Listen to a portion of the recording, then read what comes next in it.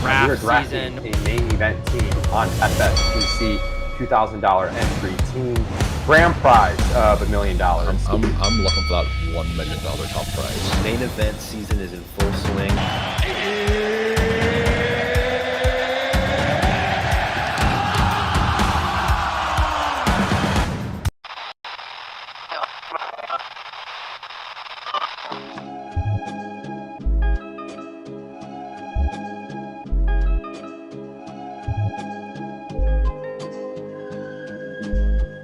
Goat District, you know the Pope listens. Dynasty, our religion, for the blokes missing. On all of these trades, on all of these plays, on all of these grades. By the end of the day, y'all getting played. So, what you gonna do next? Try to fill up that flex? Send the homie a text? That trash offers the best? You try to make it complex, then they text you back. Now all of a sudden they don't make any sense. Broaden your horizons, boy. Dynasty's not for the Simons, boy. These trades not for consignment, boy. Respect your opponent, y'all some piranhas, boy. This my advice, from me to you. Open up your cute little podcast queue. Search up GOAT District, my dude. Pop it in your ear, man, y'all know what to do. It's the... And I always be traded. And I always be traded. And I always be trading. Y'all try to betray them, but first you gotta bait them. Fish.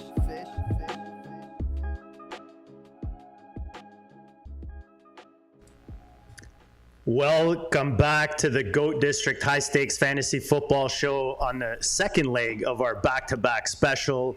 And today's a big one. We're joined by John Daigle, season-long bro at Establish the Run, formerly at NBC, Emmy and FSWA award winner, and one of the sharpest voices in all of fantasy football. John Daigle, welcome back to the GOAT District. We are pumped to have you, especially this close to the season during the chaos.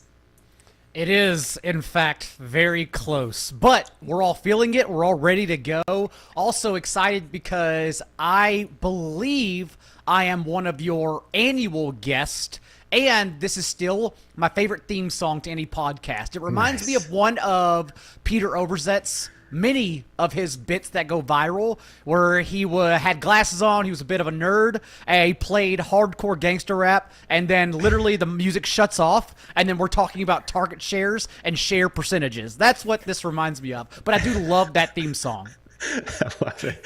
I love it, man. That's Dan, awesome. I know you're pumped for this one. Oh yeah, definitely. And like John said, this is it's a busy time of year, man. I feel like I'm in a car with the accelerator stuck, you know. It's like you keep going and you're like, how fast is this thing gonna go before it stops? But it's so much fun. So, you know, let's get to it, man. It is. And there is a lot of big news today, including, of course, Taylor Swift and Travis Kelce getting engaged. But don't worry, you won't hear anything about that here today. Today, we're talking about the FFPC Big Gorilla and building out your draft map. So we're going to go round by round, talk about targets, avoids, values, kind of gems, that kind of thing, just so we can build a roadmap for you guys. So by the end of this, you'll have a nice little roadmap for all your big drafts that are coming up in the next few days. Obviously, till the season kicks off, we're all busy drafting, whether it's, you know, the big $1,000 buy-ins in the FFPC or your home league. We want to make sure that we help you crush your draft, and that's what we're going to do today. Let me just flip the screen here so we can all have of course, our buddy Fantasy Mojo. Make sure you're on fantasymojo.com, where you get all the ADPs from the FFPC and all the high stakes tools that you need. And that's what we have here. John, the first few rounds, I mean, obviously harder to find kind of those avoids as you start the draft because of the big names and the firepower that's available. But let's kick this off. Maybe macro level, something that you're seeing in drafts this time of year, whether it's in the beginning of the draft or just kind of big picture, something that you're seeing or noticing this year in 2025 drafts.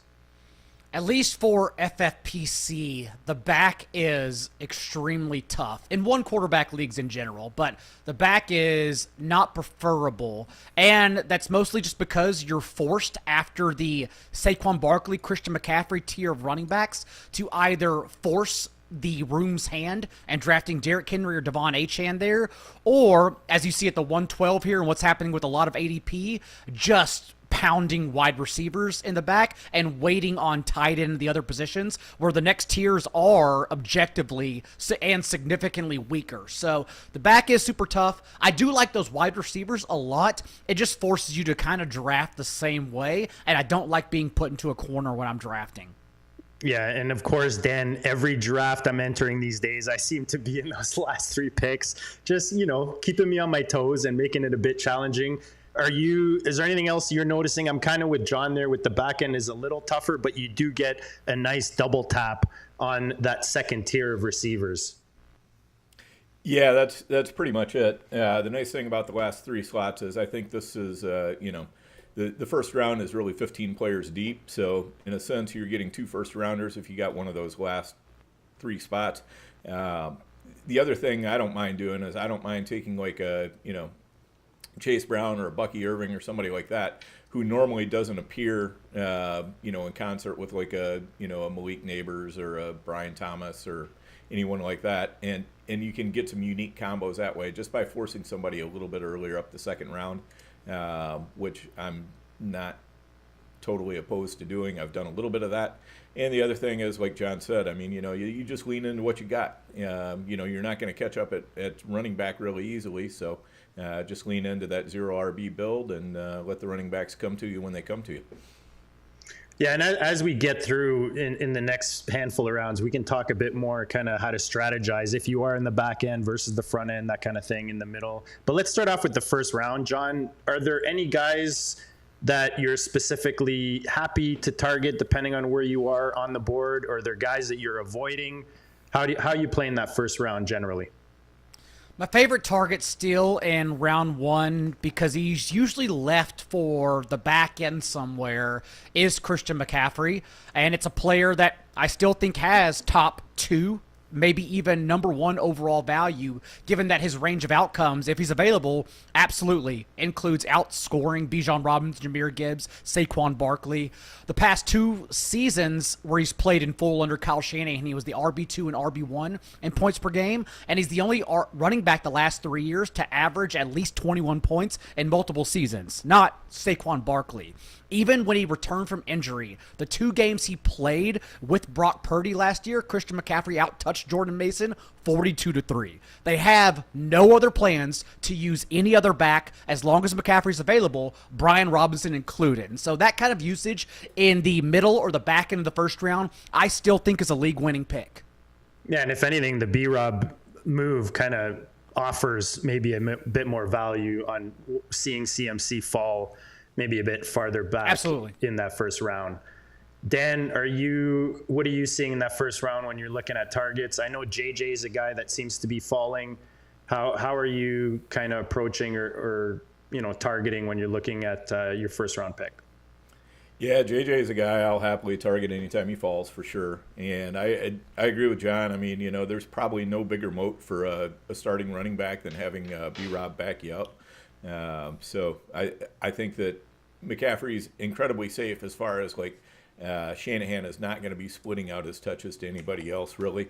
Probably my soft fades in the first round, Saquon Barkley, unless he really drops to the back end of the first round. I'm not going to be totally out on Barkley because I think that's just crazy to do. But on the other hand, we've seen how seasons like what he had last year often roll into the next season, and they're just not really that close.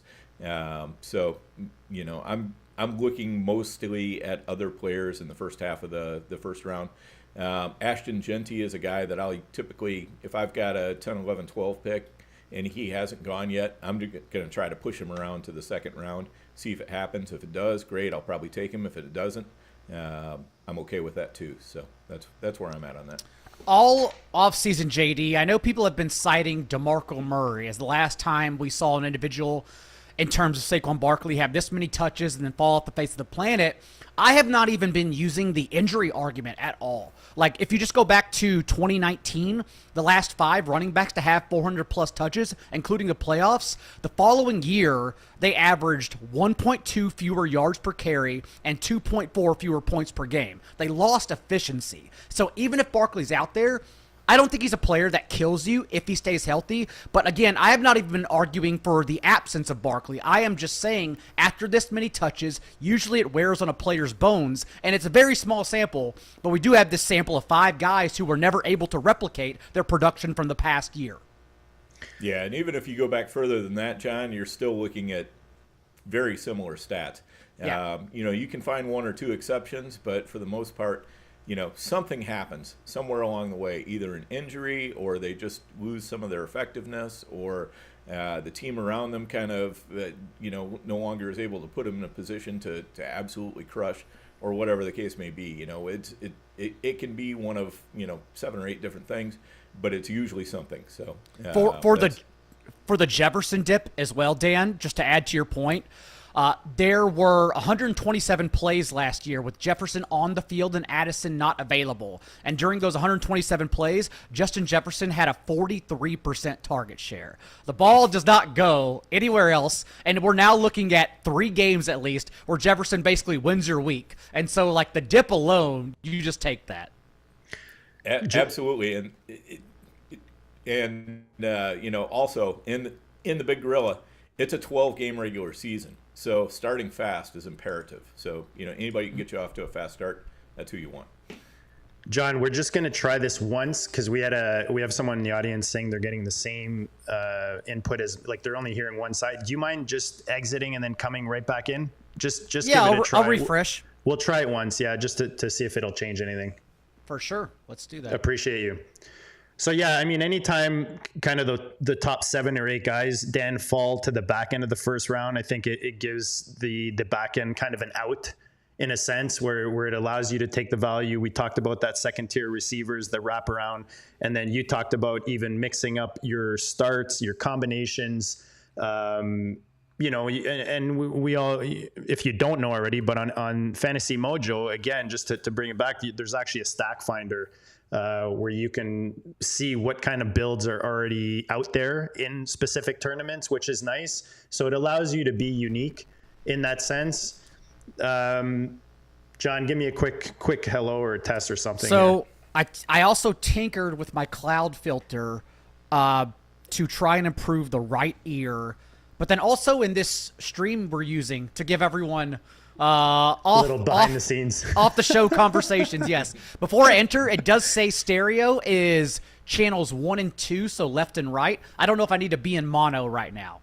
I'm used to using StreamYard and another one. It's odd because then you've got Jeff saying his sound is all good. So you know what? Let's leave it. If it's really bothering people, they can let us know. We can see if you can switch to the mono. But I don't know what happened.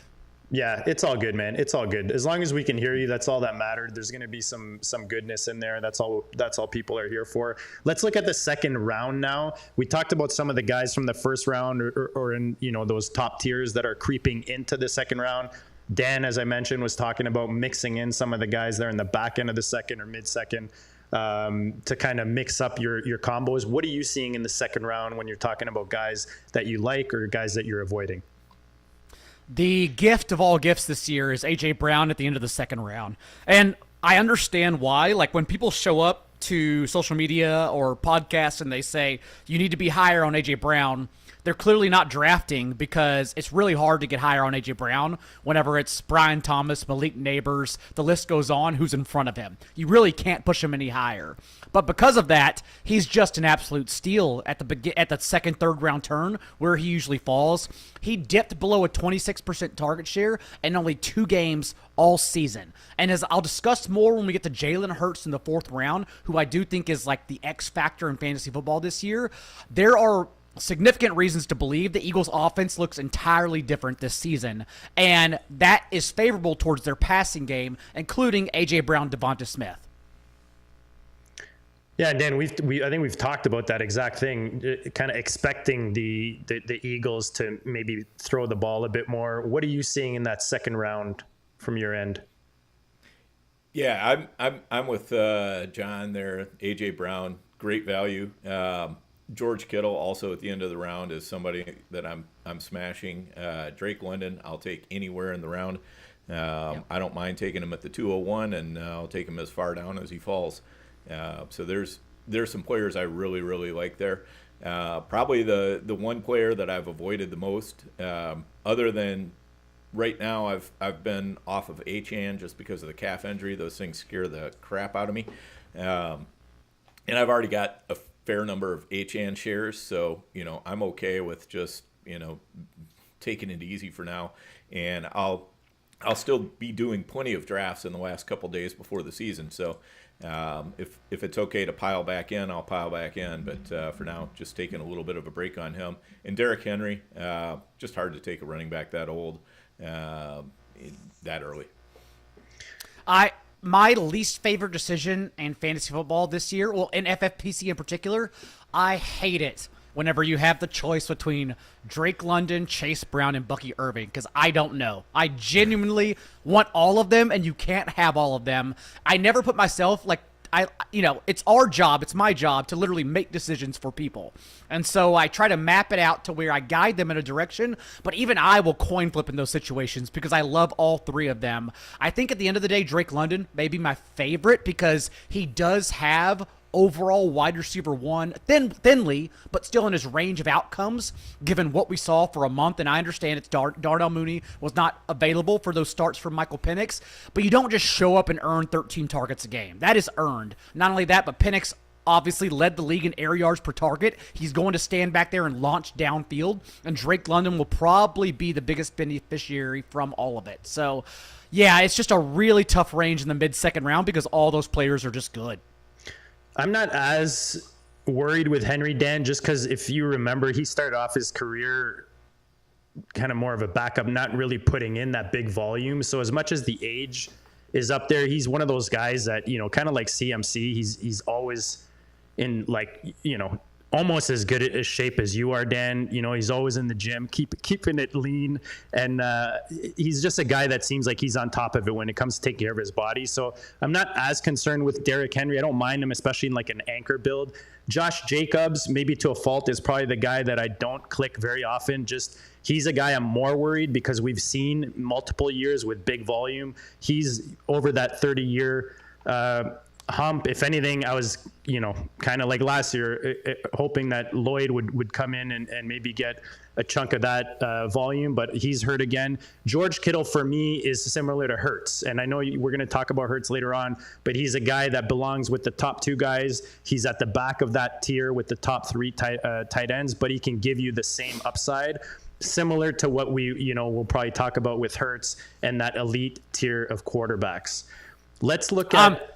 Go ahead, John. I want to chip in on Henry here because I will say I started the season not bearish on Henry, but thought he should be in the middle of the second round. But the more research I did for all of our team previews, the more I actually grew to love Henry if the back wants one running back. So much so that I may even, with the injury, take him over Achane now, though I still love both of them despite the calf injury. And that's just because Baltimore's 74% touchdown rate inside the red zone was the highest, not just last year, but of any team since 2021. We're expecting some kind of touchdown regression. And then you dive a little bit deeper and you realize that they really did all of that damage through the air. Like Lamar led the league with 32 red zone passing touchdowns, and he and Joe Burrow were only the fourth and fifth quarterback since 2021 to throw for over 30 red zone touchdowns. It just rarely happens. The last three guys to do that in that time, the following year they threw for 24, 20, and then Matthew Stafford's abysmal follow-up where he just threw for 7.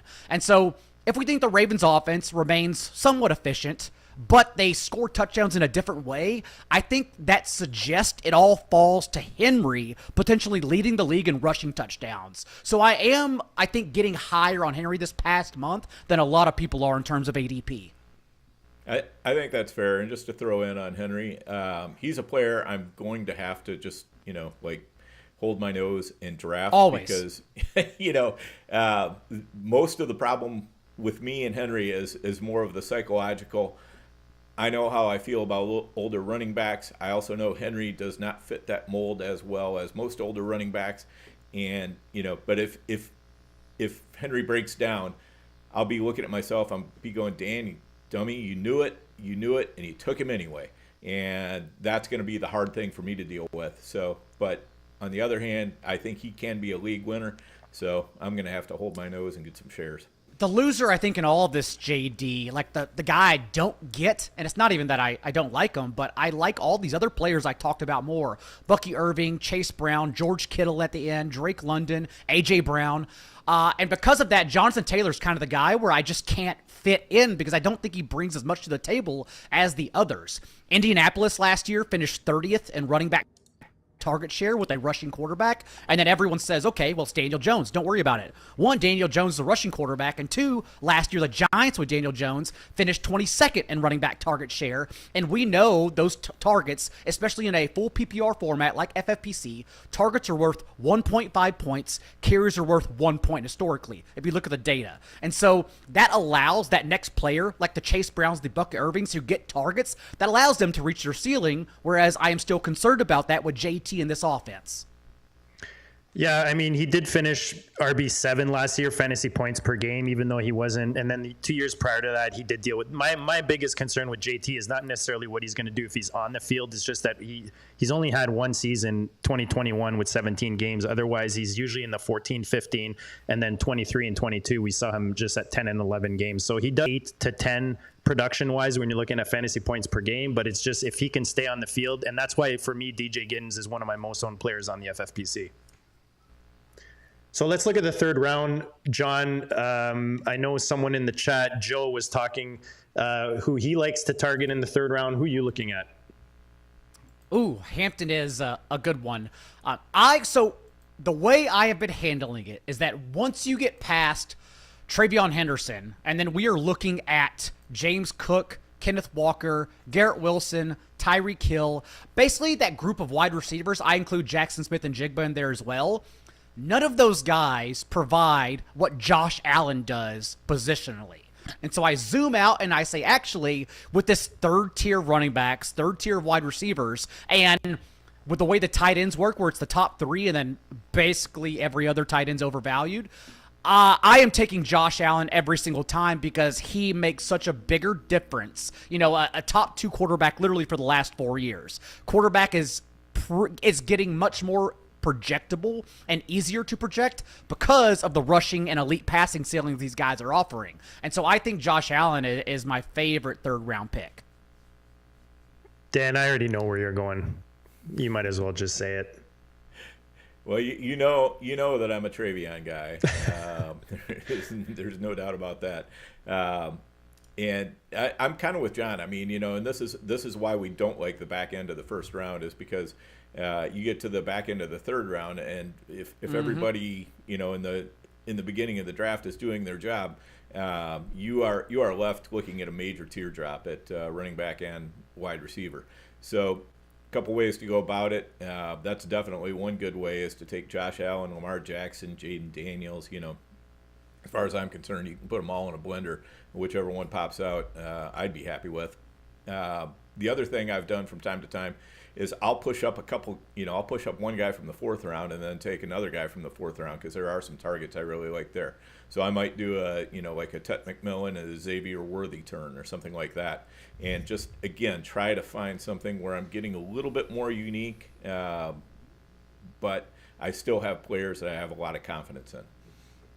Yeah, that 2-3 turn, Dan, I kind of feel the same. Like, I look at those receivers there, especially Hill's a guy I'm avoiding. But then if I go farther into that fourth round, there's a nice group of receivers that I definitely like targeting. I'm not as off of Kenneth Walker as I think a lot of people are these days. We talked about this on the last few shows.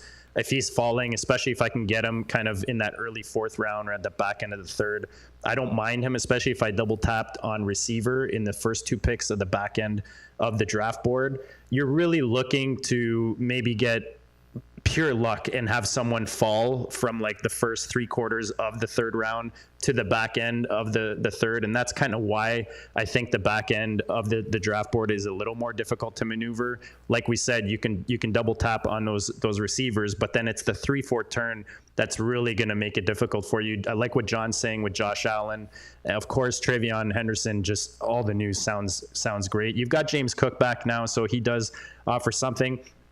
I don't even mind if I double tap in that 12 spot and I need myself an anchor. I will take a Kamara there on that turn. I know that's going into the 4th round, but for me, he's kind of part of that Kenneth Walker, James Cook. I think we forget just how good Kamara is. For me, it doesn't really matter who's that quarterback. I think he's going to be targeted often enough to produce, and he's normally one of those top running backs when he's healthy. Is there someone you're avoiding specifically in the 3rd round, John, that maybe we mentioned or haven't yet? Honestly, after Travion Henderson, it's all those running backs, Kenneth Walker included. I try to see myself out of there. There is one guy who I think can maybe break the tier that I take, even though it's ugly right now. We're getting an ADP dip. We'll talk about him next round. But I try to see myself out of that veteran running back room and then go elsewhere, because we are trying to project, second-year breakouts at wide receiver, get these younger guys like Tetero McMillan, and so I want to be involved in that group of players as opposed to diving into the veteran RBs, which is why the front is amazing, because that's where you can start hero or just like an anchor RB build and then come back in for the next group of wide receivers that can all break out, since we're all in agreement tier 3 and 4 at wide receiver are kind of all like the players we want. They're all the same player, like the Jameson Williams, the George Pickens. Like, I want to be involved in that group of players who can easily be low-end top 12 guys. Kenneth Walker, though, is one that I've been pretty bearish on. I don't say it on social media because I don't want the mentions. I don't want to deal with that heat. But dude, like Zach Charbonnet, I need people to understand he's very good. He was a 5-star prospect coming out of college who Jim Harbaugh recruited, and he only left for UCLA to play under Chip Kelly because Harbaugh put him in a committee, because that's what Harbaugh does. But like with Chip Kelly, he was still a absolute workhorse in his final year in college. He then goes to the NFL. He only gets 3 starts in place of Kenneth Walker, and he plays 3 of the toughest defenses in EPA per play as a rookie. Comes back next year, gets 6 starts last season for Kenneth Walker, and he's the exact player we think he is. He was one of only 2 running backs with a route participation over 60%, and those starts, he handled 100% of the team's carries inside the 5, because unlike with Kenneth Walker starts, Charbonnet's available. When Charbonnet starts, Kenneth Walker's not there, and they have no one else to lean on. And then the point I try to get across to everyone is that actually Charbonnet had a higher rate of 15-yard runs. He was more explosive than Walker was in his starts. Charbonnet's just good and can quite easily earn, which is the way it's now trending towards, a 50-50 work share and also be that league-winning contingency option that everyone wants. So I've been high on Charbonnet since the very beginning post-draft, and I'm gonna stick on that, which naturally makes me lower on Kenneth Walker. Yep, totally agree with that. And just to kind of emphasize one of your points, the one thing that if Walker is out and Charbonnet is starting, the one thing that Charbonnet does not have to deal with that Walker always has to deal with is Charbonnet. Yep. I mean, it's just, so much of the workload is going to fall on him, and we can't predict injuries. Maybe Kenneth Walker stays healthy the entire time, but then that goes right back to your point, John, that Charbonnet could be at, it could be 60-40, it could be 55-45, it could be 50-50. We just don't know, and Charbonnet is such a much better value that's rather where, if I don't want to take them both on the same draft when I'm playing in a tournament. So if I'm going to take one or the other, I'd rather try to take Charbonnet. And really, the way that it's going ADP-wise right now, they're both available around the same area of the draft. The back end of the draft is where you typically can pick up your Charbonnet shares as well as your Walker shares. Let's look at the 4th round, John. I know you mentioned Jalen Hurts being a topic. You mentioned running back you wanted to discuss. Who are you targeting in this round, and who's someone that you're maybe avoiding? All right, I'll talk about 2 players real quick because I don't know what the hell to do with Breece Hall. First of all, I should add the caveat that unlike a lot of people, I am not a preseason guy.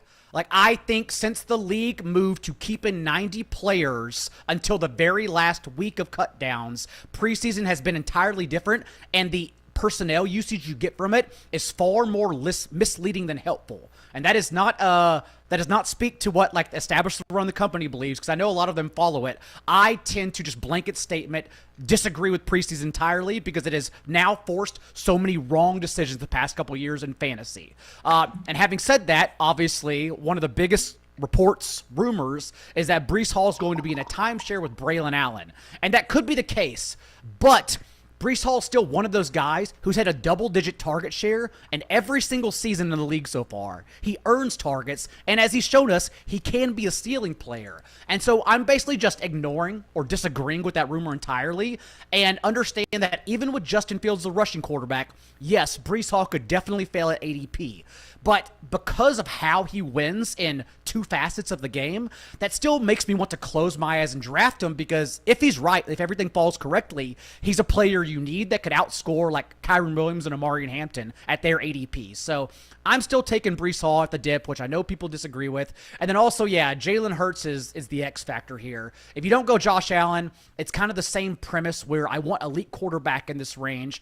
And Jalen Hurts is the one that, even like for home leagues, if people are listening because they don't play on FFPC much, Jalen Hurts is the guy we should just leave every draft with. The last 2 years with A.J. Brown, the Eagles averaged 31 and 33 pass attempts per game. Then fast forward to last season, they averaged 26 per game, which was not only the league's fewest, but the fourth fewest per game since 2014 and the last decade. Like, we do not expect them to be that run-heavy offense again.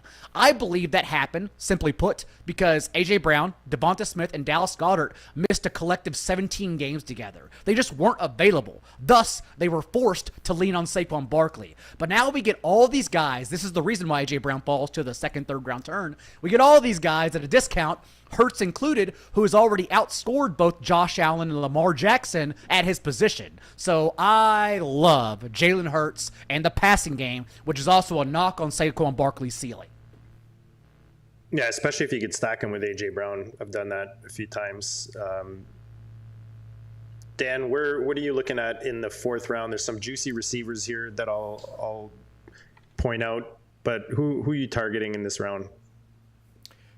So probably, and to John's point, I mean, you know, JD and I are both big Jalen Hurts fans. We've been taking him a good bit as well. So we're right there with you on that, John.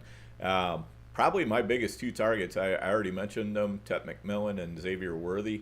I think those guys are just, you know, absolute smashes at ADP.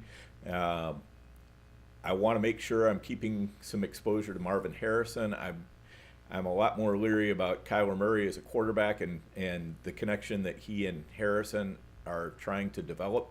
But, you know, again, I think there's a lot of talent there, and so I don't want to be totally out on that much talent. Cortland Sutton is another one that I'm taking regularly in the fourth round.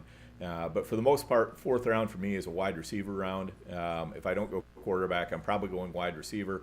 Breece Hall, I will hope to push around to the fifth round. Doesn't always work, usually doesn't. But I've got some Breece Hall from earlier in the offseason, so I'm just going to try to stay patient on him and see if I can get some later shares while everybody else is panicking.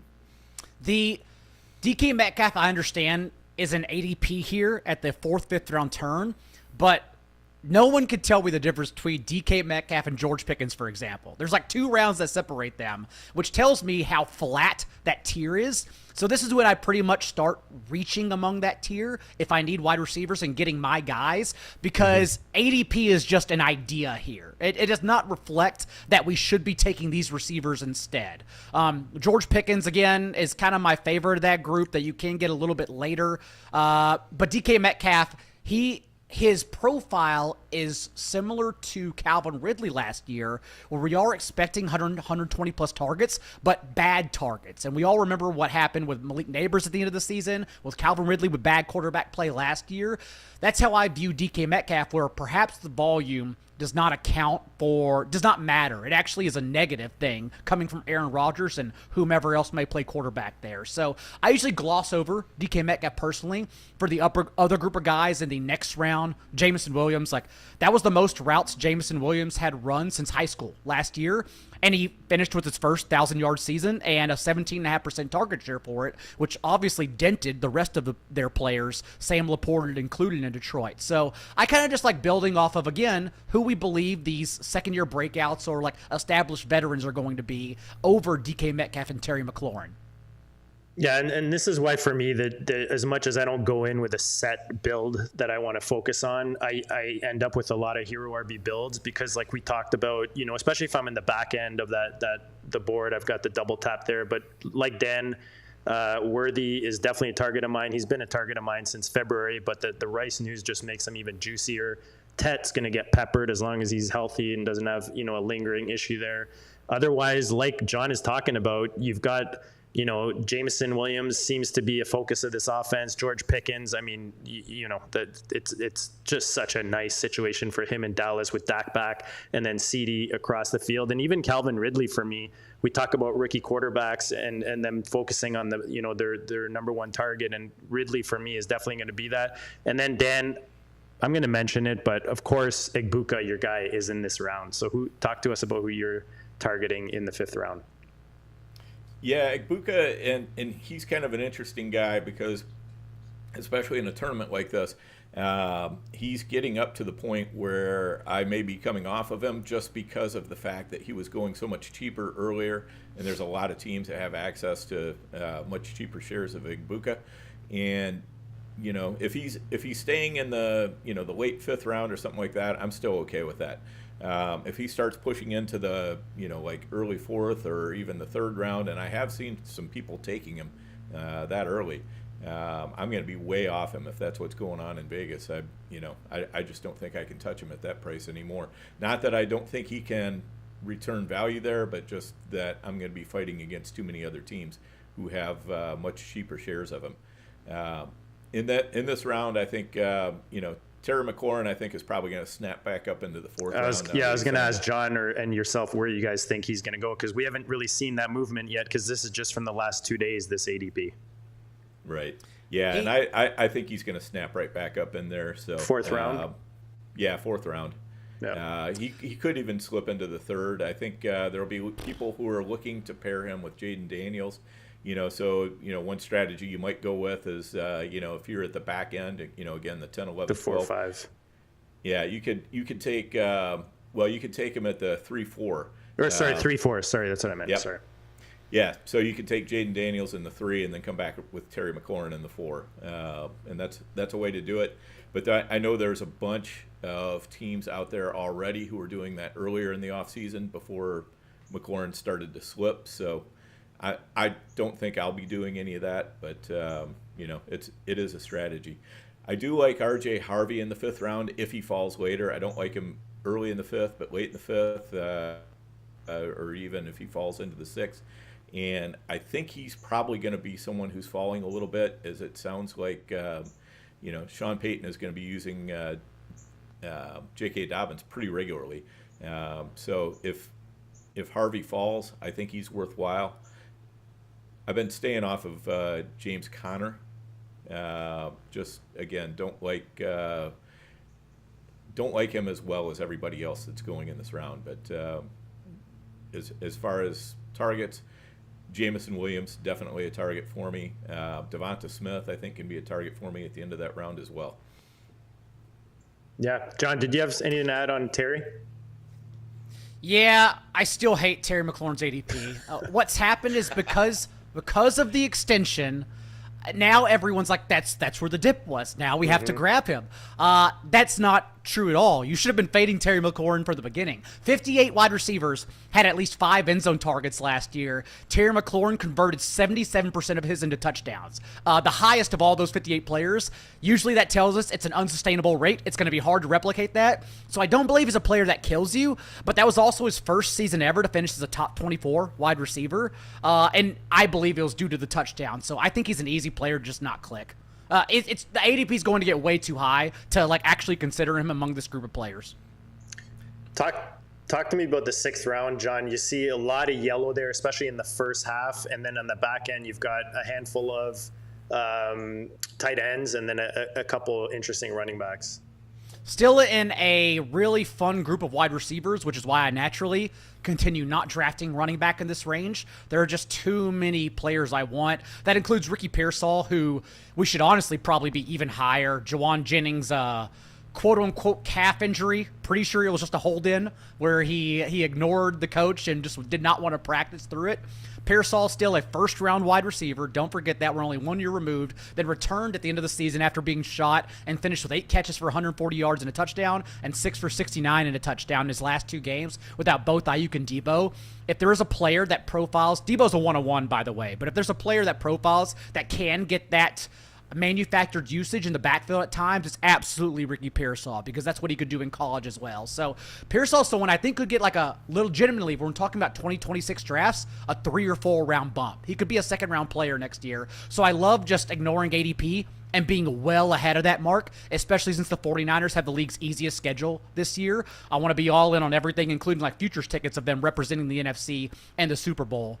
And then the one that just happens to fall into the group that I'm ignoring because, again, I'm trying to hammer Travis Hunter, even Rashee Rice at a discount, who's a wide receiver 1 when he is available, even if that means, you don't get him until the playoffs in this kind of format after week 12. The one player I'm ignoring is Isaiah Pacheco, just because it could have been due to injury, which is why he was so ineffective when they brought him back. And even like in 3 postseason games, 16 total touches. They realized they just couldn't use him. But also, what if it wasn't for the injury? What if it's just a new way they want to play? Because last season also, no team finished with a lower rate of 10-yard runs than the Kansas City Chiefs. And that's due in part to Isaiah Pacheco being their starting running back. What if they're looking for just anyone else to step up and be more explosive? We'll see on cut down data of Elijah Mitchell's on the roster, but this includes Brashad Smith too. So I am worried about Pacheco being this perceived workhorse and a quote-unquote value in this range. Yeah, Pearsall also some, whispers coming out how his rapport with Purdy is building, and with everything else going on in that offense, I mean, Kittle and Pearsall should be fed target-wise in that offense. Dan knows I'm avoiding Jerry Jeudy in this round. I actually don't mind Tony Pollard, especially if you start like kind of a 0 RB beginning. Oh, yeah. In those first 5 rounds. I just think, especially now with Spears, I think he's going to start on the PUP is the last I saw today, so he'll be out the first 4 weeks, from what I understand. So I think that he adds a little vet and experience to, similar to Ridley around Cam Ward, who should improve that offense in Tennessee. Dan, what are you looking at? Go ahead, I'll give John. you, JD, just to confirm your priors. Let me give you a Jerry Jeudy stat real quick that I've been using all offseason. Let Dan hear it. Let Dan hear it, please. Okay, Dan, with Jameis Winston, Jerry Jeudy was the wide receiver 2 in points per game. With Dorian Thompson-Robinson, he was the wide receiver 34 in points per game. And with Deshaun Watson, he was the wide receiver 71. It was legitimately Jameis Winston who just elevated him. And remember, Jameis Winston got some good matchups because Winston, even when you look at the stats, I wrote this in the matchups columns that established the run, he was a guy that you streamed against man coverage, Broncos included, but you did not play against zone defenses, the Chargers included, when everyone was higher on him and his second start, because he's not a guy who reads coverages before the snap. He's a guy that drops back and lets it rip. And so it was pretty easy to predict the good games that both Jerry Jeudy and Jameis Winston would have. I like predictable players. I love it. They were the Gabe Davis of fantasy players. I will also point out that Joe Flacco is basically a white Jameis Winston at this point of his career, so I'm okay with it. I say this knowing full well Joe Flacco's going to light up Cincinnati in week 1, but Flacco also last year with the Titans, predictable. If it was a pass rush heavy team that could get to him, failed miserably. Yep. But that was the game against the Titans when he was with the Colts. But if it was a game that the pocket was going to be left clean, I think that was the Jacksonville game where he lit it up. I have to go back and look. Like, it was obvious that would then be a week we streamed Flacco. Just predictable quarterbacks in that stage of their careers. There you go. So, Jeudy, I'm I'm still in on. I think he's appropriately priced there. Again, just because he's going, at the tail end of the wide receiver threes. So I think you can get some value out of that. I'm not expecting him to be wide receiver 13 like he was last year. I'm just looking for that, that guy who can get me some good points a lot of weeks. At this point, at this stage of the draft, the guys are going to be up and down. Any wide receiver that you draft pretty much is, they're going to have some bad weeks, they're going to have some good weeks, and it just kind of comes with the territory. I do want to touch on Rashee Rice, which somebody was asking about in the chat. I think Rice is appropriately priced here at the end of the 6th round. I was pushing more that he should go in the 8th round, but now that we're kind of getting word that the NFL was really looking more for 6 games than 10 games or something like that, I feel better that the suspension is going to settle in around, maybe 4 or 5 games. And as far as Rice, I'll take him if he's going to be my wide receiver 4. If he's going to be, like my wide receiver 2 or 3 or something like that, I'm probably not going to take Rashee Rice. I'll leave him for somebody else. But I'll take him if I've already got my wide receiver room pretty well set. Then that's a risk I'm willing to take. Because part of the risk also is we just don't know when a suspension is going to happen. We hope that he and the league work things out so he can start a suspension week 1. Because I'm telling you, weeks 1, 2, 3, and 4 are the ideal weeks to go through a suspension with one of the players on your roster. Because once you get to week 5, now the bye weeks are starting. Now you've possibly got other injured players. It makes it a lot tougher to handle suspensions at that point. So, if we get to the start of the season and Rashee Rice is still looking at, that hearing on September 30th, I probably will back off him completely. And all we have in terms of information right now is that the NFL came back to him with 10-game suspension. His representative said absolutely not. Like, there have been players who have done much worse and not gotten 10 games. And so it seems like the median, they're going to come back with 8 games probably, which will then put him out. It'll give you a couple weeks of him starting. And I do believe he's a player where matchups don't matter. This is why I also thought before Rice we thought would get suspended, Xavier Worthy was a bad pick at ADP because Rice earns targets. He's shown us that. Go back in his last 13 games, he's averaged a 27.5% target share and been the wide receiver 3 in that time. Like, he's a true wide receiver 1. But with Rice off the field, the offense changes. And then Xavier Worthy gets propelled then. So Worthy, I think, now is a fine pick because Rice is absent. But yes, in this type of format, if you get a couple games and then you only have him again in the playoffs, I do like that strategy of at least making sure you're padded in front of him. Yep. I'm going to ask you guys about the tight ends in this round. Let's go to a quick word from our friends over at the FFPC, and we'll come back and talk Tyler Warren, TJ Hawk, and Travis Kelce.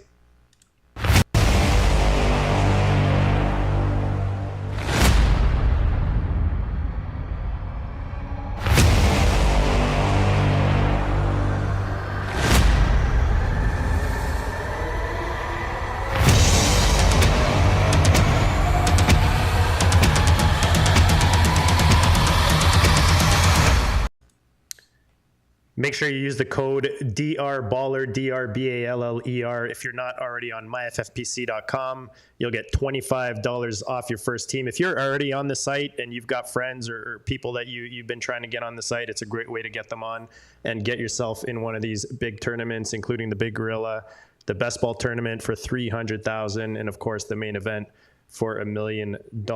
So I wanted to just get your thoughts, John, on Tyler Warren, obviously the new sexy. People have high hopes for him getting peppered with targets out there in Indy. TJ Hawk is coming back for hopefully a full season after dealing with some injuries. And then, of course, Travis Kelce, fresh off the engagement.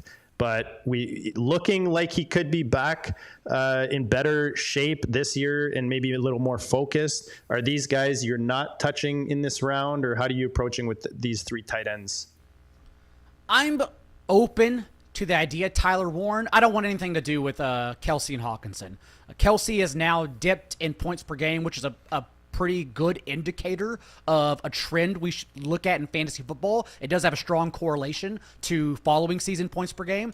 Kelce's dipped in weekly points in 3 consecutive seasons now, including 12.2 last year. Also, remember those first 3 games, which this may be a moot point now, depending on how many games Rice misses. But in the first 3 games, it was clear they only wanted to preserve him from the postseason. Didn't have a 15% target share in any of those games. Then afterwards, he had a 15% target share in 15 of his next 16 contests. So if Rice is available, we'll see what happens. I just think Kelsey's not a guy they want to use full time. And then T.J. Hawkinson, let's all admit it, none of us have ever been happy to roster T.J. Hawkinson. The only 2 times he's ever broken out in fantasy were one with the Lions before he was traded, whenever they were missing every single player those first couple games before he got traded, and they had no choice but to give him targets. And 2, a couple years ago, whenever he played with Space Cadet. Who is the astronaut? Josh Johnson? Oh, Josh Dobbs. Josh Dobbs. Yeah. And also remember, Josh Dobbs targeted tight ends at a league-high rate with both the Cardinals and the Vikings, and Hawkinson made 7 starts without Justin Jefferson. He has had to have every domino fall his way anytime he's broken out. So I think Hawkinson is not a player I'm interested in this year, especially given what we've said about the Vikings in general and running the ball more. And then Warren is just interesting because the Colts could not have planned their quarterbacks differently. Anthony Richardson leads the league in depth of target last year. Daniel Jones was 31st in depth of target. And now we get Daniel Jones, who's probably just going to pepper down close to the line of scrimmage. And that was kind of Tyler Warren's calling card in college. He was a majority a screen player who did damage after the catch. And that's not necessarily a knock, because that's what Trey McBride did at Colorado State too. And then Trey McBride is the player he is now. So I definitely don't want to ignore that's how they did damage, but it does seem like that's where Daniel Jones is going to throw more often, so it opens up the door if Warren is an every down player like he was, as some people tell me, in the preseason. Dan, anything to add on the tight ends? Yeah, I would have more interest in Hawkinson if he was going someplace different in the draft. But basically, I see all these tight ends kind of in a range where I'm just not really too excited to draft a tight end. There are some guys that I like pretty well that are going later. Either that or I'm going elite tight end earlier. The wide receivers in this round, I think there's some really nice ones. Sometimes you can clean up some guys, that are left over from round 5. So there's so many things going on that I rarely find myself tapping a tight end here at all. And the other thing is, I mean, I like Tyler Warren as a prospect. I like him as a player. I like how involved he's going to be in the offense. I just have to keep reminding myself that Daniel Jones sucks. I think I'm also instead, as opposed to getting into this tier of tight ends, I'm also going to buy the dip on, I may be jumping around here, I don't know, but I'm going to buy the dip on Jacoby Myers that's coming, because every single time, like we know from the past few years, if you haven't learned your lesson from Odell Beckham, DeAndre Hopkins, Will Fuller, you're just never going to learn your lesson. You're going to believe that Amari Cooper is about to make an impact. And it's like, dude, when those guys fall off at this stage of their careers, it's over. And so we're going to get a dip in Jacoby Myers, who was incredible still. Like, even with Brock Bowers, when they traded Devontae Adams, Bowers had a 30% target share. Jacoby Myers had a 26% target share. All that dude does is earn targets. He was the wide receiver 24 in that time without Devontae Adams, and yet he's just kind of being left for dead as a player, even though you can start him every single week, and you probably should in PPR leagues. So I like Jacoby Myers and where this trend is going to let us draft him at. Yeah, he definitely outperforms his ADP on a regular basis. Any concern with the whole want to be traded type of situation, or with? Nah, he has no leverage. They would have to just genuinely do him a favor since he's on the last year of his contract. He can't hold out either, because that means it'll toll for next year. So just zero leverage, regardless of what he wants. Who are you targeting in the 7th, John? And if there's anyone that you're avoiding, throw that in there as well. Well, I talked about him. It's Jacoby Myers, so I'll go to the guy that I am instead fading. And again, the theme for me is that I do dip out on just running backs as a whole in this spot. Tony Pollard's the one riser that Dan mentioned that it should have been happening since the second preseason game when he suffered a high ankle sprain. That's when everyone should have been getting higher on Tony Pollard initially. But now, for whatever reason, the actual official word on Spears going to IR with that high ankle sprain is going to affect the ADP. It should have happened already. Since the last couple weeks, I've been buying a lot of Tony Pollard at an increased price. But the one guy I'm fading, and I don't mean to make this a show about dunking on Dan's favorite players, is Aaron Jones. Just because if we're zooming out and looking at like Raheem Mostert-like trends, like who were the outliers that we see and say like, okay, that was not congruent with the opportunity he's received throughout his career. Last year, Aaron Jones, it was a career high 306 touches. The first time he's reached 300 plus touches in his entire career. And even then, he averaged a career worst 5.1 yards per touch as the RB20 and per game points. So basically, we're looking at outlier opportunity for worrisome efficiency. And then they bring in Jordan Mason, I believe, because Aaron Jones had 13 carries for -2 yards and a fumble inside the 5-yard line. So even in this range, I'm asking myself, what is Aaron Jones' ceiling? And I just don't think that juice is worth squeezing and finding it out. Yeah, I'm with you on Jones, and that's why Jordan Mason is one of my most owned players here. Mayers, we talked about. Tyrone Tracy's a guy I like if I'm doing kind of the 0 RB or even hero RB build. I think he's the RB1 in New York until further notice. I don't mind Evan Ingram here in this range if I'm looking for my first tight end. Dan, who are you looking for in this round 7? Well, first off, I want to put John at ease. I'm fading Aaron Jones too, so okay, we're all on board here. Yeah. As a matter of fact, in a dynasty league this morning, I just traded Aaron Jones for Harold Fannin straight up, and I'm loving that deal. Then in this range, yeah, this is where if I don't have a tight end yet, I'm thinking strongly about Njoku, Ingram, or even Andrews.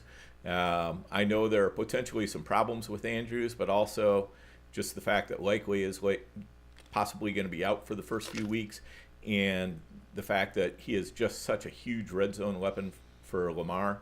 I'm still okay with Andrews at that ADP. I prefer it when he drops to the end of the 7th or even wraps around into the 8th, which he sometimes does. But Njoku and Ingram, I think, are both really good picks here.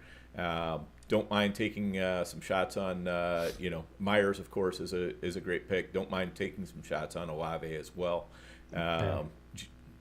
You can have Bill in this range. I am not interested in this range. I mean, basically, give me Jordan Mason later than Bill, and I think Jordan Mason has already shown he can do it, and Bill, we're just hoping he can do it. So I'm out on Bill at this ADP. Let's look at the 8th round, John. A nice little mix here. A couple tight ends. One of my favorites sitting there. Some running backs, and then a few receivers sprinkled in. Who are you targeting and who are you avoiding in this round? Whenever we come back in this round for tight end, I usually just jump back in after George Kittle. I wait until we get to the Tucker Kraft, Jake Ferguson, Dallas Goedert tier. Then I'm like, okay, I'm getting a couple of these guys. Tucker Kraft's my favorite. One, because you have to adjust the ranks because he infamously talks shit on players' families. Like, he's just a dog. And 2, whenever he was starting for Luke Musgrave last year, he led every tight end in yards after the catch per reception. He's a freak athlete. Actually, I believe still owns the South Dakota State record for deadlifting or for power cleaning at 650 pounds. He's just a monster and needing an opportunity, and that's what he was for a passing offense that we believe will not be like last year, because if you look at Matt LaFleur's tenure at coaching the Packers, the Green Bay offense reached league lows or like career lows for LaFleur across the board, I believe, due to Jordan Love's injuries. Pass rate over expectation, pass attempts per game, pass rate neutral. It's all so much lower than what LaFleur has shown us in the past, again, to hide Jordan Love's injuries. So I like to buy all those guys, Tucker Kraft included. And then I am also getting a lot of Jawan Jennings in this range. Probably here just because, or around here, just because of the fake calf injury he had. But remember, without Deebo Samuel on the field last year, a 41% target share. Jennings was like truly a player who separated, including that overall wide receiver 1 week he had against the Rams. So I still like tacking on Jawan Jennings as someone who could be a weekly starter in this range. Mike asking, do you guys think that Jennings is actually injured or is it a contract? I know you commented on it earlier, John. Yeah. Well, remember, even when they asked Kyle Shanahan, he was like, I don't know. He doesn't tell me anything. So, no, it's not. He's just doing a holding because he's pissed off about his contract. Yeah, and the way, Shanahan's going, yeah, Cavs are tricky. You never know what's going to happen. You just substitute the word contract for calf, and you hear exactly what Shanahan. It's a James Harden injury. It's just no. I'm not practicing today, guys. I'll see you all in a couple weeks. Yep, exactly. Yeah, I like Addison in this range. If not for that suspension, he'd probably be going in the late fifth. Instead, he's going in the early eighth. That's a nice discount for being able to, just having to put him on your bench for the first 3 games. We know how long the suspension is. No buys going on. My roster is going to be as healthy as possible. My wide receiver room is probably in good shape by this point. So Addison is just kind of one of those picks I think can be a bully pick. I'm with you on Jennings. I mean, I think we can't punish him for already having broken out in the his 5th year. A lot of people say, well, that was just a fluke. Well, yeah, but the breakout did happen. I mean, you can't take that back. So I don't know that that's good enough reason to say it's a fluke. But we talked about Charbonnet already. Like the tight ends here as well. I'm also in on Tucker Kraft, Loveland as well. So this is a round where I'm just kind of going according to what does my team need, or if it doesn't have needs, then I'm looking for the bully pick here. Yeah, it's pretty juicy with the options at tight end. And then, if I don't have Walker on a build, I'm usually going after Jordan Mason or Charbonnet here. I do want to be part of that running game in Seattle. And then anytime you can get a 40-point ceiling with Jordan Addison, I know he's missing some games, but you can plan around that by the time you get to the 8th round. So I like that as well, Dan. Looking at the ninth. Oh, go ahead, John. We're never gonna get through this show, by the way, in the hour. We never, when you invite me on, there's way too much to talk about. So we never had a chance at getting through this in an hour. But I just want to say, when you talk about Jordan Mason, Zach Charbonnet, those type of profiles in this range, I think the one that stands out that is not that player is Caleb Johnson. And it's an ADP I've been confused about all offseason, where he was not that rookie. He's not an athlete. He had 1 year production. Before last year, he averaged 2.5 receiving yards per game. He's not a pass catcher. And if you're profiling him as Najee Harris, you were never happy to draft Najee Harris. And don't lie to me, you didn't want him. So, yeah, I just don't get the Caleb Johnson, this range at all. Agree. Definitely. So Dobbins is not bad either at this ADP. Yeah. For however long he lasts before he gets injured, I'm not here to predict an injury, but I think he's going to be very involved in the Broncos offense.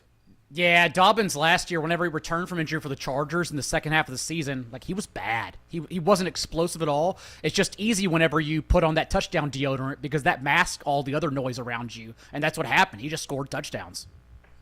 Yeah, you're drafting a guy like Dobbins for the first third of the season. It's one of those you're just looking at your season in sections, and he's a guy. If I'm drafting, I need to fill in. Maybe I went a Hampton or an RJ Harvey early. Well, actually, no, I'm not usually drafting Dobbins and Harvey on the same team, but maybe you went a Trevion Henderson or someone that you don't necessarily think might produce right away. You get a Dobbins, but you're not expecting him to last into the back end of the season. Like you talked about, John, last year was a little ugly when he came back from injury. The 9th round, you've got a couple of quarterbacks that had some good seasons. One was a rookie, and one was, obviously Baker. I know one of your favorite sleepers is in this round. And then you've got John, and then you've got Braylon Allen, who's becoming the new sexy in this range. Who are you targeting in the 9th round, and who are you avoiding? I don't know if this is who you're referring to, but I do love Keon Coleman. Yes. Without telling you any stats, what if I just told you we could get a second-year receiver with Josh Allen? Wouldn't you already be so excited to buy that dip? And here's Keon Coleman, who also led the team despite missing 4 games in red zone and end zone targets. Even when they acquired Amari Cooper, Coleman's 2 highest target shares the entire season came with Cooper before Coleman got injured. I think we saw enough to where the discount compared to his ADP last year we should be buying, since I feel as if we maybe didn't learn anything about him at all. He kind of showed up and he was still the same downfield guy who struggled to separate but could make contested catches. I'll still take that bet over what else they're offering in Josh Palmer, perhaps Elijah Moore. Khalil Shakur's role, as we know, does not grow. Like he is pigeonholed as a slot receiver who gets peppered near the scrimmage. That's why its catch rate so high. But they do not use him in the red zone and end zone. That's just not his role at all. And so that role is still open for someone, a big-bodied guy, an ex-player like Keon Coleman.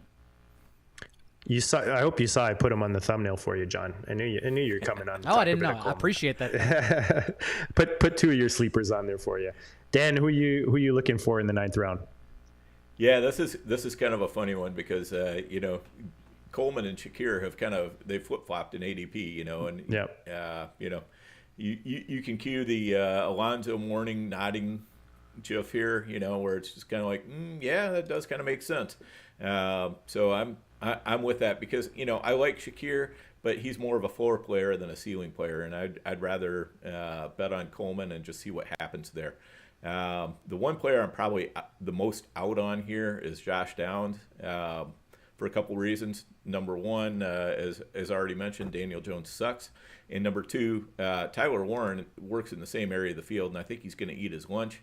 And then number three, Downs just cannot stay healthy. So I don't really have that much interest in him there. I'd rather take Pittman slightly earlier. For a long time, Downs was going in front of Pittman. Finally, that's reversed, but I still have no interest in Downs here. Also, Joe Mixon is showing up here. Hard pass on that. Yeah, so where's Joe Mixon going now in the last 48 hours in terms of ADP? Back end of the 9th. Okay. I truly believe he is just going to clog someone's roster ahead of week 1. Like the early made events that didn't draft Ollie Gordon or Bill Krosky-Merritt.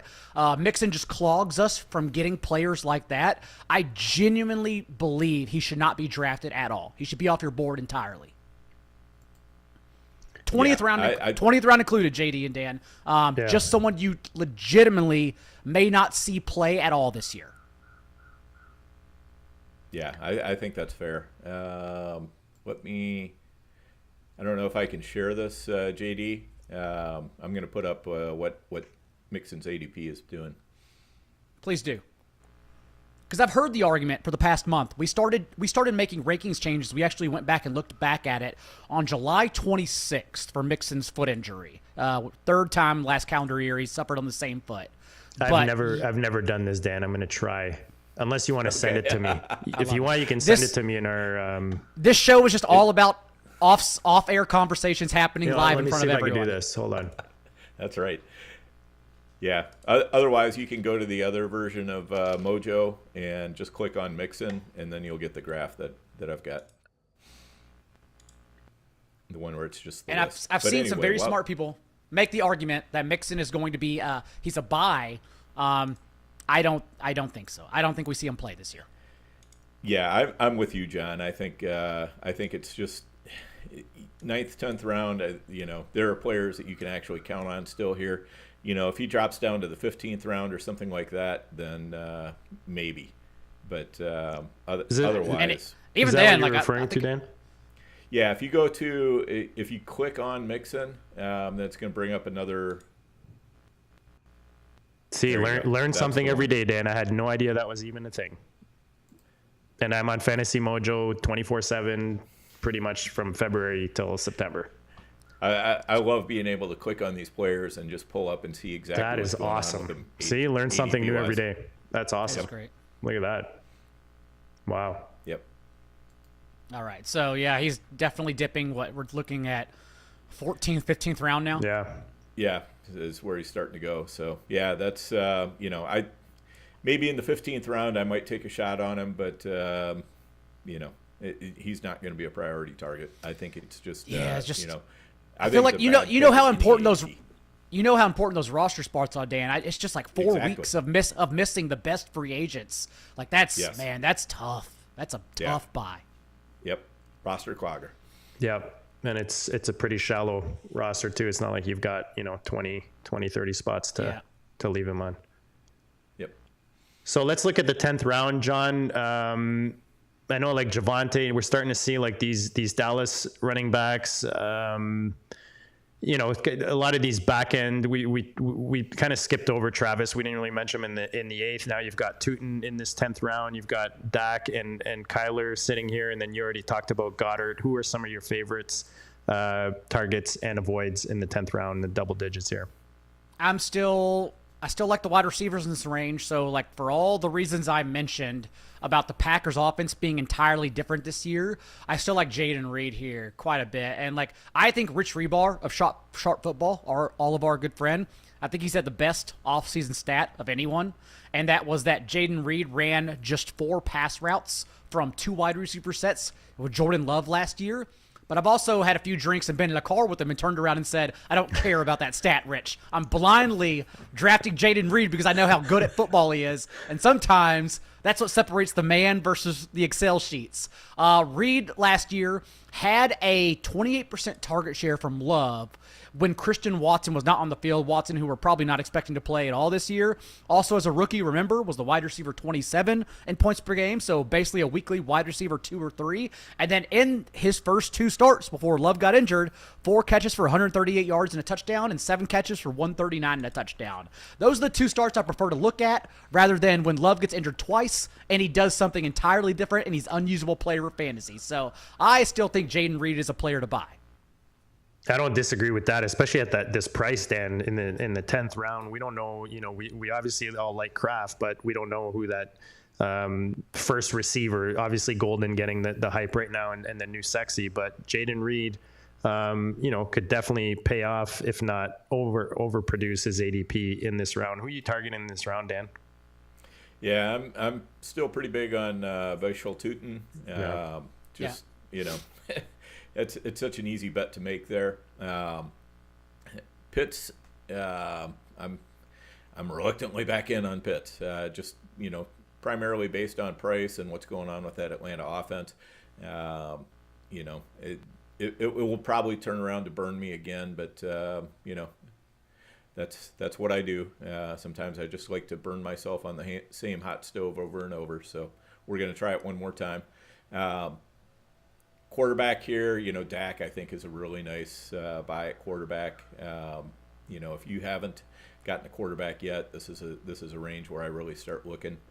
Unless Bo Nix drops, I would take him too. But otherwise, I think Dak is really set up for success in this particular year. And as I constantly mention on Stack Hunters, it's an odd numbered year, so that means Dak's going to be good. It's basically you go back and look at like the last 8 years. Dak is always good in the odd numbered years. I don't know why that is, but it sounds good, so we're going with it.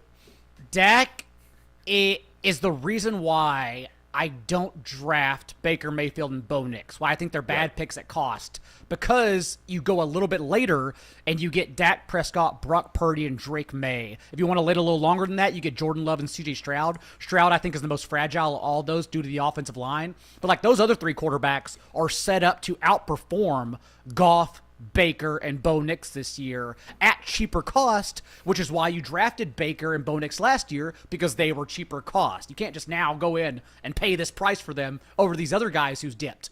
Dak is, of course, just 1 year removed from being the QB5 in points per game and second in MVP voting behind Lamar Jackson. And then Dak also, assuming it is going to be that style of offense with CeeDee Lamb holding out last year, this year even at OTAs, practicing every day. Remember in 2023, whenever Dak was that second in MVP runner-up, CeeDee Lamb averaged 6 more points per game, 23 fantasy points per week, which is insane. So we get all these guys at full health.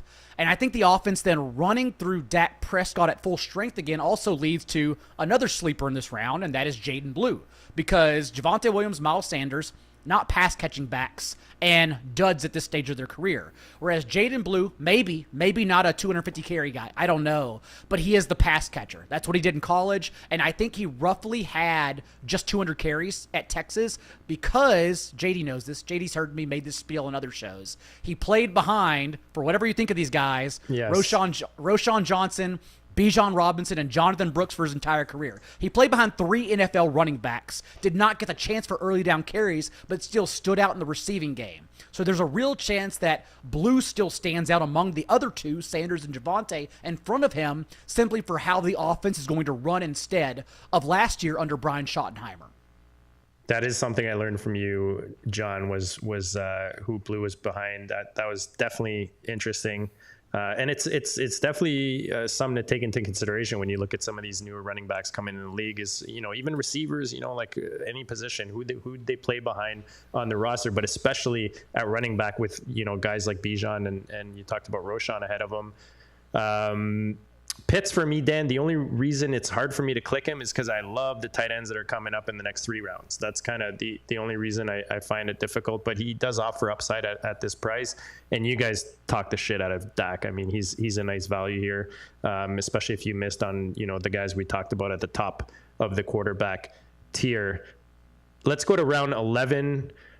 We start seeing some rookie receivers here. You've got Purdy, Brenton Strange, who's definitely a guy that I've got some bags of, and then some running backs, that I don't mind targeting. One of them in particular. John, why don't you start it off with the 11th round here?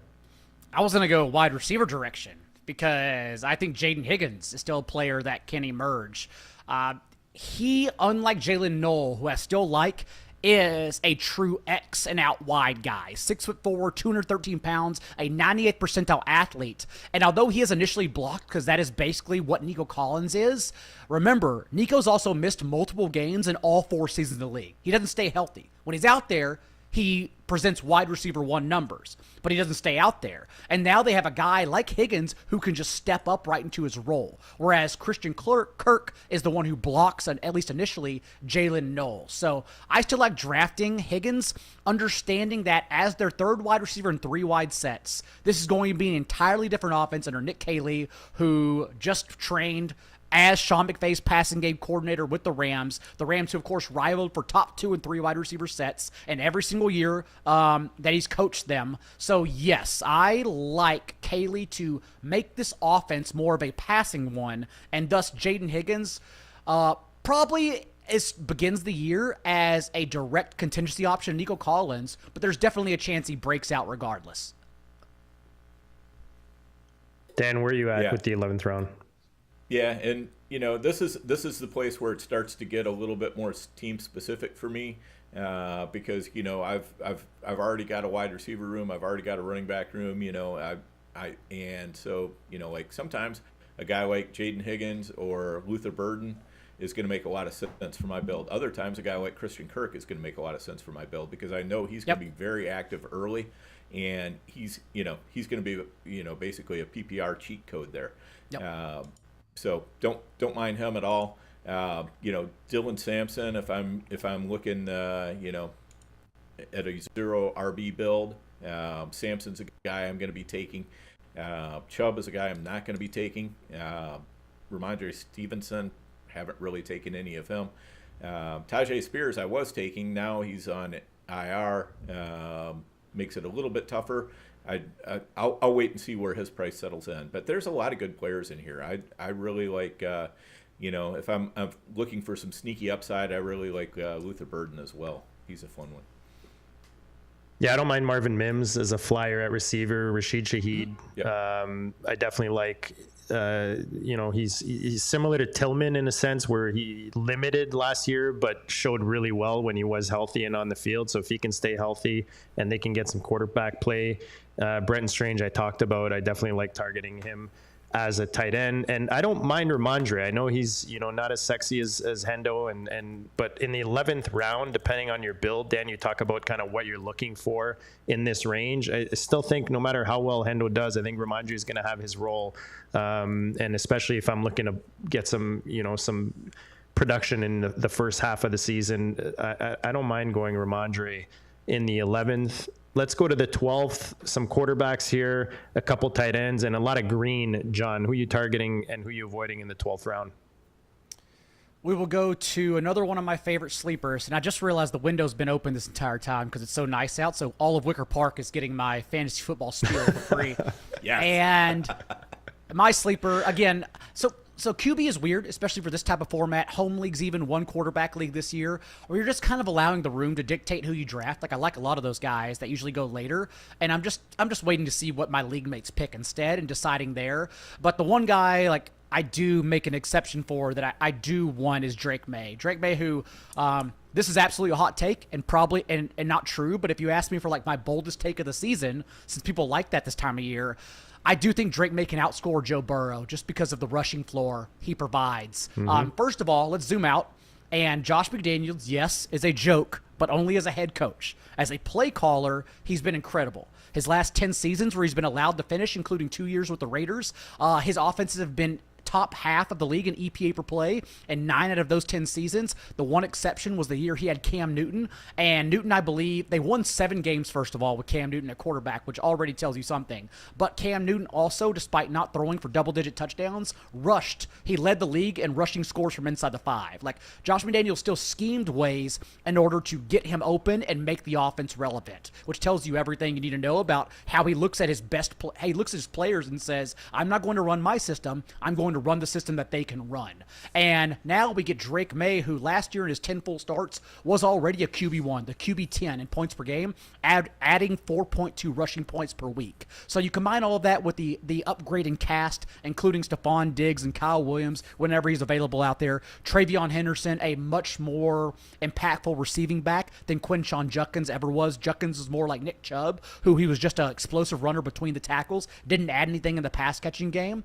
Like, everything is so much better for Drake May to succeed in year 2. So I like May as a QB1 a lot this year.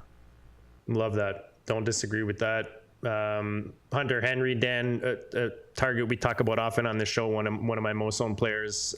Definitely like targeting the 2 Patriots in this round. And right between them, Ollie Gordon and Ray Davis, I don't mind as some RB depth. Who are you targeting in this round, Dan, round 12? Yeah, so this is a place where you can definitely start scavenging for some running back lottery tickets if you need them. Drake May has definitely been a target of mine throughout the entire offseason.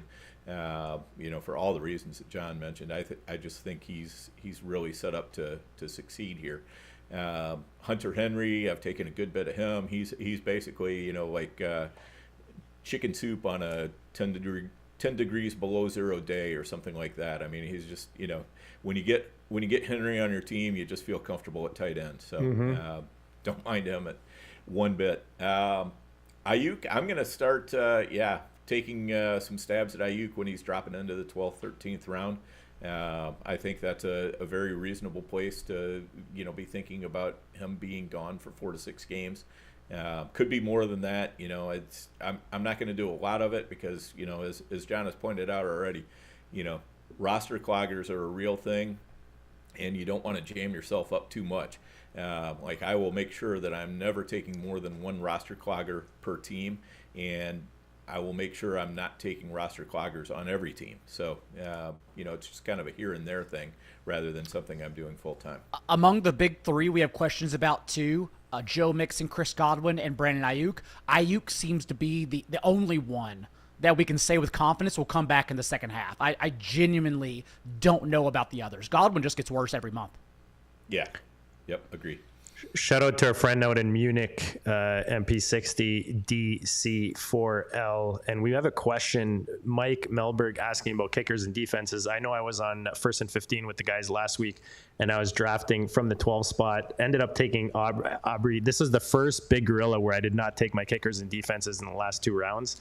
So that's normally where I'm going to take them. I kind of made, it was kind of part of make it a part of the topic of discussion on the show when I took Aubrey there, and that was my only Aubrey share. But Dan, I'll go to you first on this one because I know back in the day you were my kicker whisperer. You would just have the right feel for that position. Are you taking these 2 positions last in your drafts, or do you have a specific range that you like to grab them?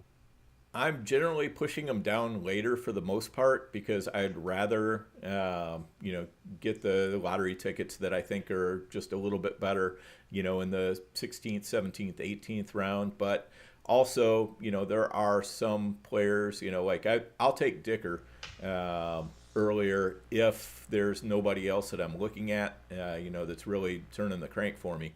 Because with Dicker, you're talking about a kicker on a good team that has a relatively conservative coach who doesn't mind kicking field goals at all. You've got the late bye week, so you don't have to mess around with replacing your kicker until week 12. And in this format, you already know kind of what by the time you get to week 12, you know what your fate's going to be. And so it might not even matter if you got a bad team. And if you got a good team, then great, you can handle it then. And also, you get that early look on Dicker as well in this format because, he plays on Friday night. And since he plays on Friday night, if he does bad, you can always pull him from your lineup, go out on waivers on Saturday, pick up a new kicker, and drop somebody else or whatever. Or I wouldn't drop Dicker, but I would drop somebody else on my roster, pick up another kicker, and put him in my lineup for week 1. So a lot of good reasons on a guy like that. And just kind of basically I worked my way through the kickers and through the defenses, looking for exactly those sorts of things. Which ones do I think can score really well? Which ones have good week 1 matchups? And just wherever they happen to fit in, that's where I'm going to take them. John, anything to add? Yeah, go ahead. Defense, I'll never spend high capital on just because I know I can rotate them out. And a lot like when you stream quarterbacks, it's entirely matchup dependent. And so I never, ever reach for defense. Like San Francisco, for example, is my favorite this year because they're just kind of getting forgotten about. They have a ton of turnover. Schedule.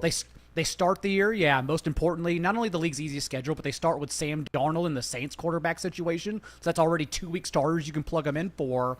And remember, Robert Saleh, like a lot of coaches, Wade Phillips, Norv Turner, the list goes on, is one of those guys. Steve Spagnuolo is one of those guys who is absolutely much better at doing one thing as opposed to taking on too much for his team. So I like the 49ers a lot this year.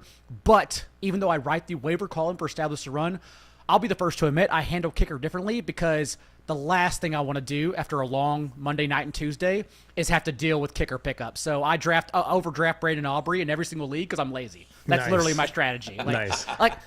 Defenses can't be cut like in real life, whereas kickers can be cut. And when you get beyond like the first 6 to 8 kickers, you are then left shuffling because most of the time they will perform poorly and you will have to worry about getting a backup kicker. And I don't want to do that ever. So I'm lazy. I'm taking Brandon Aubrey.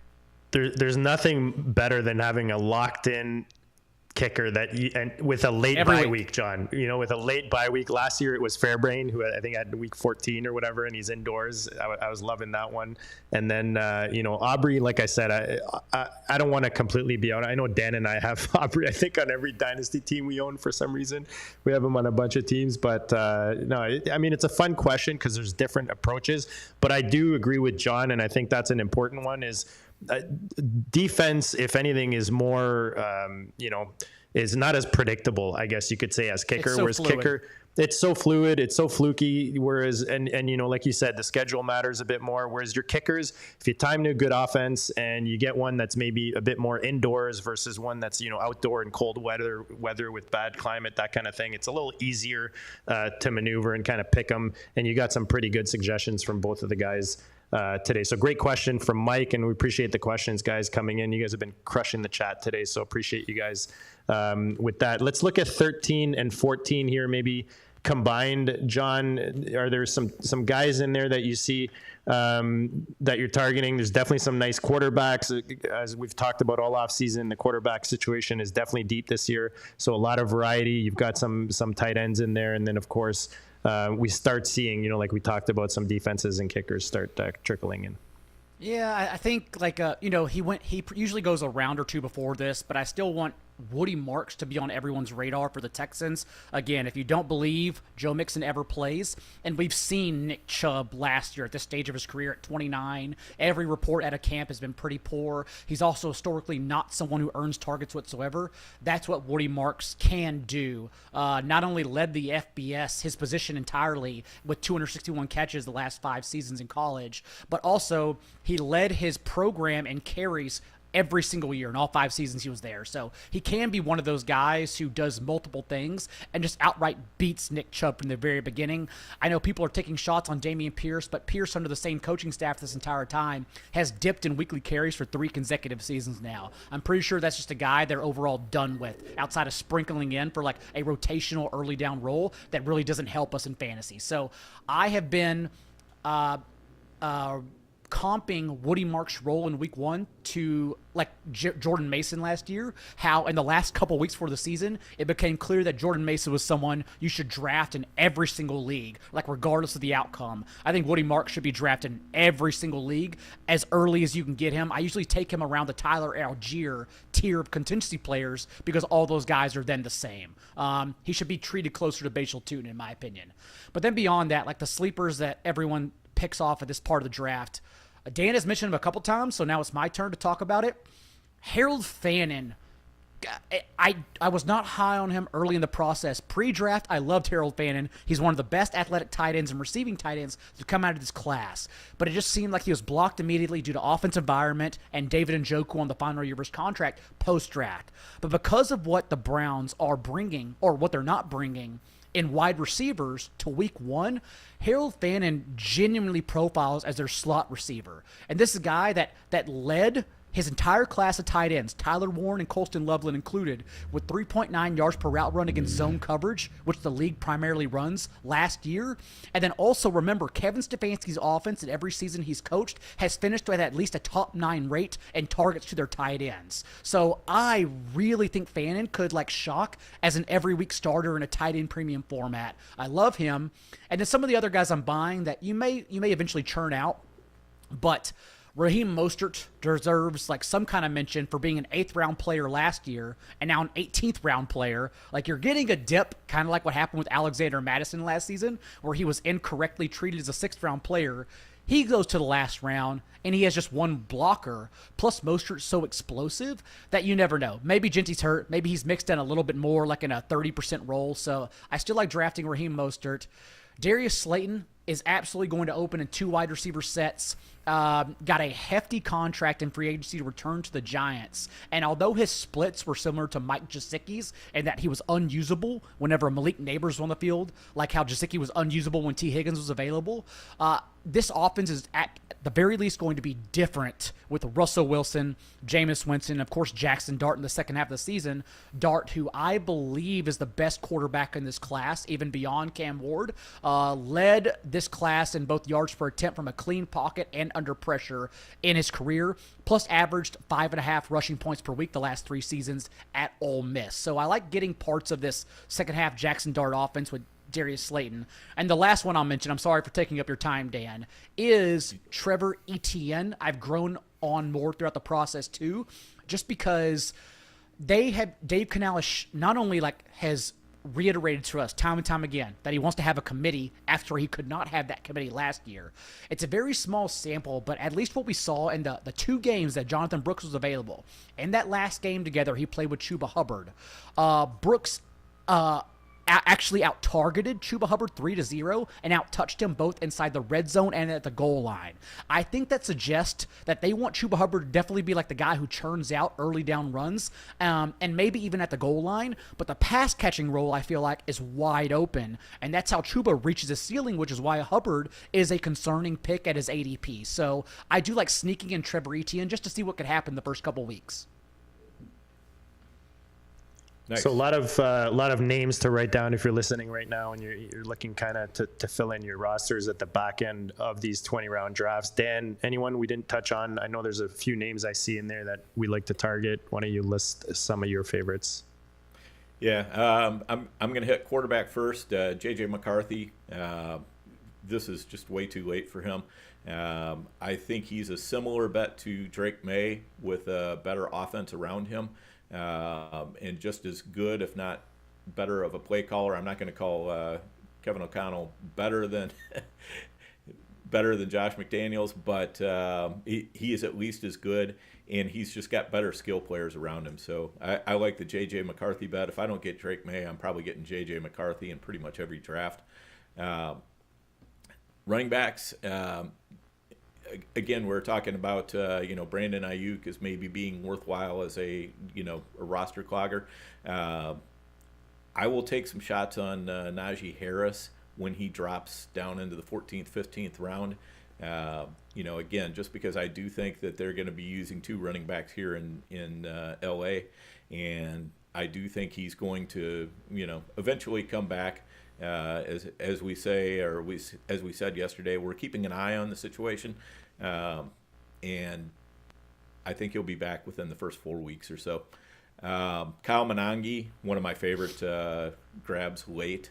I think he's probably going to dust Roschon Johnson sooner than later if he hasn't already done so. As soon as he's healthy, I think he's going to probably figure into this backfield unless the Bears make a trade. DJ Giddens, Jonathan Taylor, we already talked about being hurt often, and I think Giddens is probably a pretty direct beneficiary there. And I'll save most of the rest of them for JD. I know there's one Denver receiver that you're going to mention, and I'll stay off him. Yeah, I mean, Pat Bryant, DJ Giddens, definitely 2 of my most owned rookies that are in this part of the draft. I like the Rams backfield, Jarquez, and even Blake Corum, just because we see, what's his name? The coach with the Rams, McVay. McVay, sorry. Lean on a running back, and as much as they sign Kyron, they love Kyron. I mean, at these prices, to have the next guy in line, Will Shipley, to me is a no-brainer. Just everybody's afraid of Barkley in the first round. Well, Will Shipley is the only other guy in that backfield, and we've seen him even this year in preseason. We've seen him look good, and especially on the back end of last year into the playoffs. So I think he's a really good value. Roschon Johnson, I don't mind as a guy behind a DeAndre Swift. In the Chicago backfield with the receivers, you mentioned Pat Bryant, of course. In the back end of the drafts, to be honest, apart from the very few rookie receivers that I like to take swing-ons, I usually like to build depth at running back. And we talk about quarterback. You mentioned J.J. McCarthy. If you don't hit on like a Jalen Hurts or like a Drake May, you can double tap or triple tap on, anywhere on this board that you're seeing, like the Michael Penixes, the Jordan Loves, the CJ Stroud, Trevor Lawrence. If you grab 2 or 3 of these guys, you can definitely get yourself a pretty solid running or quarterback room. And I think it's the same at tight end. There's a lot of tight ends in this range. The Arroyos, who have nice upside. We talked about Fannin. Likely is there. Hopefully, when he comes back healthy, there's Jatavian Sanders, who can definitely take a step this year. And you guys know how much I love Theo Johnson, probably my favorite tight end in this range. But all guys that you can grab, especially beginning of the season, if they're not working out, it's easy to churn them over and work the waiver wire. But there's definitely some nice value late in these drafts, and we've already talked about the kickers and the defenses. John, one quick ahead. thing, which doesn't matter for fantasy at all, but it's still fun to talk about, and it'll cheer Dan up after I've done nothing but dunk on the Vikings, is that going back to high school, J.J. McCarthy has a 64-3 record for his entire career. Again, it doesn't matter for fantasy. All the dude has won at every single level is win football. That's what he does. And then, we only got 19 dropbacks in the preseason last year, but he averaged 11 yards per attempt on those 19 dropbacks. Again, small sample. It's just fun to talk about, though. And then 2, I like what you mentioned, JD. I mentioned Darius Slayton as a late-round sleeper only because I believe he can be a top 150 player. He can be an outlier. Otherwise, I do think it's poor practice to draft wide receivers late in FFPC because that's when we should be stashing. Since we only have to start 2 in that format, we should be stashing the backup running backs who suddenly become top 12, top 24 players simply by being the next guy up, or tight ends where we get the premium scoring. 100%. And I don't mind that Slayton for the sneaky backdoor stack with May for sure. There's always the exception, right? But I think that's definitely the strategy in the back end of these drafts. John, we love having you on. I meant to go on and see how many times we've had you. Go ahead, Dan. One more quick point too. Once you get your kicker and defense set, if you still got a couple rounds to go, that's the point where I'm going to start looking at free look guys. Whether that's Kevontae Turpin or Keandre Lambert-Smith or Miles Sanders or whoever, but just get guys from those early games in this format because, if you're talking about an FFPC Gorilla or a main event, or you're talking about the NFFC contest, it's all the same. These players who play on Thursday and Friday the first week, you got a free look on them. You can take them out of your lineup. Tyquan Thornton, another one, get those guys in there because you can, even if you don't want them in your starting lineup, you can insert them if they score a touchdown. It's not too late. And if you don't need them, then that's what that Saturday waiver period is for. You just drop them, grab somebody else, grab that backup running back like John was talking about, so you can kind of get the best of both worlds. For sure. Very, very important thing to point out. There's, strategy wise when you're building your, every pick matters in these drafts, just because don't just go and take anything in your last 2 picks or your last, 3-4 picks. Make sure there's a purpose, and Dan gives you a nice strategy. We did a hard way. So we do an annual draft called the Hard Way, all of us, where it's a bunch of our friends like Theo Grimminger, Darren Armani, Fantasy Mojo. Noah Rudell comes back to be a fantasy player from time to time instead of betting his life on crypto. So we all are in this league together, and that draft took place in June. And I drafted guys like Austin Eckler and Jerome Ford in that kind of league, just trying to paint out the picture of what happens if the guy ahead of them gets injured or cut. And now I kind of luck boxed into Austin Eckler and Jerome Ford potentially being startable players in week 1. So that's kind of what you're thinking about with these last round picks. Whether they're starting or not, they all do matter for week 2. For sure. Yep. For sure. And that is a fun draft, the hard way. Bunch of degenerates, trying to get together and beat each other, make it as hard as possible to get into the money rounds of the Big Gorilla, play against some of the best in the game. But you're definitely one of the best in the game, and one of our favorites to bring into the district, John. We really appreciate you. Like we said, it's that chaotic time of the year, but you managed to put a bit of time aside, $140 for us, and I'm sure the audience is very appreciative as well. Let them know what you have coming up. I know you're over there at ETR. Anything else that you want to share before we walk out of this one? Yeah, an hour-long episode, just like we all planned for. And that never works out. And at Establish the Run, the first waiver wire will run ahead of FFPC Week 1 run number 1 waivers on Monday. What the hell day is Monday? September 2nd? September 3rd? Whatever after the holiday is. September 1st is what it is. I'm going to run it on Labor Day. Plus, then we'll get right back into the free podcasting for it on the Establish the Run podcast feed, and I'll be in Discord as well. So it's just the time of the year where everything starts coming out legitimately next week when you're listening to this. Dan, how about yourself? Well, let's see. I'm going to be doing Stack Hunters tomorrow night with Bradley. Tonight, after I do a couple drafts, I'm going to be drafting with Biplab Mondal, who's a good friend of mine, and we've done a few teams together. I'm going to be hopping on a feed with Nelson Sousa and talking with him as he drafts a primetime over in the NFFC.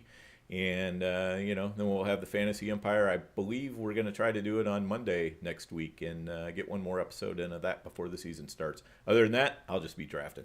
Nice. Yeah, and that's what we're going to be doing. Make sure you're subscribed to the channel. Dan and I are doing our main event that we won the entry for last year this Thursday at 4 p.m. We'll be recording that and then dropping it for you guys. Then we come back next Tuesday. Dan and I are doing a $1,000 VP buy-in on Tuesday, 9 p.m. Eastern. And then on Thursday, I know I have a bracket entry that I'll be drafting with Rob. So those are just 3 examples of some of the drafts we'll be dropping on this channel. You guys have been awesome today. Help us get to 1,000 subs. I think we're 15 people away. We're at 985 right now, I think. So help us get to 1,000 subs. If somebody is into fantasy and high stakes and best ball, redraft, whatever, Dynasty, make sure you share the channel with them. Make sure you share the links. Check out yesterday's show. We had Jax Falcone, Scott, Dynasty Guru on to talk Dynasty for almost a couple hours, and that's all we got. John, this has been a blast. Dan, always a blast hanging with you. Go out there, hit the draft rooms, guys, make some cash, and we'll check you all later.